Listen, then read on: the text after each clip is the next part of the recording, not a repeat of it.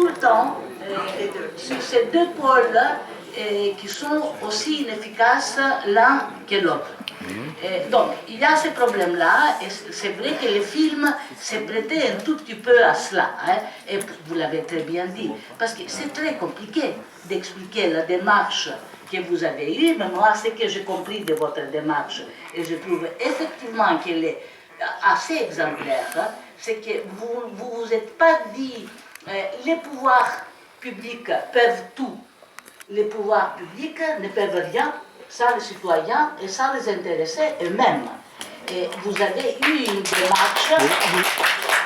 Ils n'auront pas vendu leur vie aux intéressés. On est au Quand cirque, ils ont là. déplacé du bidon de la hoche, ils l'ont appris le matin.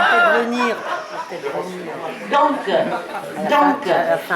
je dirais par exemple que ce qu'il y en a dit à propos du pouvoir public, c'est vrai, mais vous êtes la preuve que sans des acteurs qui viennent du camp même des personnes, des populations, disons, dont on parle, on ne peut rien faire. Hein.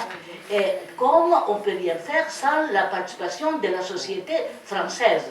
Si la société française reste réticente et non intégrante, ce n'est pas seulement à propos de Rome, qu'elle n'intègre pas, elle n'intègre pas les Français. Et j'ai été très intéressée par votre intervention, parce que vous avez dit ce que les autres ont un peu escamoté, nous sommes tous effectivement des êtres humains. Et nous sommes tous nés et socialisés quelque part aussi. Donc nous ne sommes pas identiques, nous sommes différents. Et je pense que dans la question des Roms, comme dans la question d'autres groupes sociaux, il faut quand même prendre en considération qu'ils n'ont pas été socialisés avec les valeurs de la société française. Et les valeurs, je les mets entre guillemets, pour ne pas faire des cocoricots.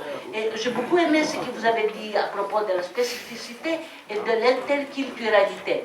Mais est-ce que l'interculturalité, pour vous, c'est seulement les langues? C'est tout.